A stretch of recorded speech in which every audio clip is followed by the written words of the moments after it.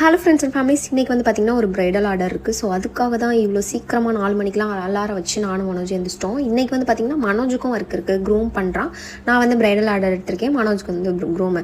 So 2 பேரும் அவசரமாக கிளம்பிக்கிட்டு இருக்கோம். ஸோ ப்ரைடல் ஆர்டர் இருக்குன்னா நைட்டே எல்லா திங்ஸையும் நான் பேக் பண்ணி வச்சுட்டு எல்லாமே செக் பண்ணிட்டு தூங்குறதுக்கே கண்டிப்பாக லேட் ஆயிரும். ஸோ ஒரு ஈவெண்ட் எடுக்கிறோன்னா அந்த டே சுத்தமாக தூக்கமே இருக்காது.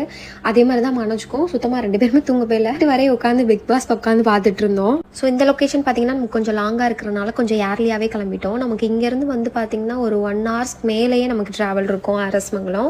ஸோ பெட்ரோல் அடிச்சுட்டு போயிட்டுருக்கோம். இன்றைக்கி மனோஜ் டீ போடலை, ஏன்னா பால் இல்லாதனால டீ போடலை.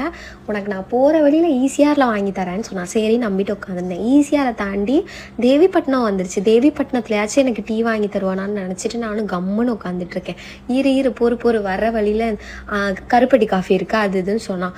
கடைசியில் பார்த்தீங்கன்னா 2 பக்கட்டும் வயல் எதுவுமே இல்லை, வண்டியை நிப்பாட்டிட்டு டீ கடை இருக்குன்னு சொன்னான். நானும் உண்மையாகவே டீ கடை இருக்குது போல அப்படின்னு சொல்லிட்டு இந்த சைடு பார்க்குறேன்.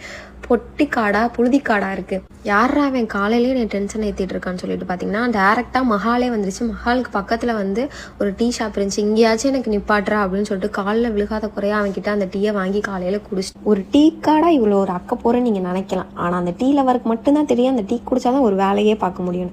ஸோ இவங்க தான் நம்மளோட பிரைட். ஸோ டேரெக்டாக நம்ம பிரைட் வீட்டுக்கு போயிட்டு நம்ம ஒர்க்கை ஸ்டார்ட் பண்ண ஆரம்பிச்சிட்டோம். நிறைய வீடியோ கிளிப்பிங்ஸ் எடுத்தேன். என்னன்னு தெரில, எனக்கு வந்த சோதனையான்னு தெரில, எல்லாமே எரரில் ஆயிடுச்சு. ஒரு ஃபோட்டோகிராஃபி அண்ணா கிட்ட தான் ஃபோட்டோ வாங்கியிருந்தேன். ஃபோட்டோ ரொம்ப நல்லா வந்துருச்சு. கோஇன்சிடென்ட் தெரில, அங்கேயும் ஆப்பிள் ஃபோட்டோகிராஃபி அண்ணா தான் ஒர்க் பண்ணியிருந்தாங்க. ஸோ அதனால ஆனால் ஃபோட்டோலாம் தந்துருங்க. நான் அப்படின்னா உண்மையாகவே ஃபோட்டோலாம் கேட்டோன்னே அனுப்பிச்சிட்டாங்க. ரொம்ப தேங்க்ஸ் தான். ஸோ மனோஜ்க்கு வந்து பார்த்திங்கன்னா க்ரூம் வந்து 9க்கு தான் வந்திருந்தாங்க. 10:30க்கு தான் மேரேஜ். ஸோ அவங்க மனோஜ் வந்து அவங்களோட ஒர்க் ஸ்டார்ட் பண்ணிட்டாங்க. ஸோ நான் லைட்டாக கொஞ்சம் வீடியோ எடுத்தேன். அவங்களோட ஒர்க் வந்து க்ரூம் எந்த மாதிரி கேட்டிருந்தாங்கன்னா ரொம்ப ஸ்கின் ஃபினிஷிங் ஆகும், ப்ரைடும் அந்த மாதிரி தான் கேட்டிருந்தாங்க. நாங்களாக இருந்தாவே போதும் அப்படின்னு.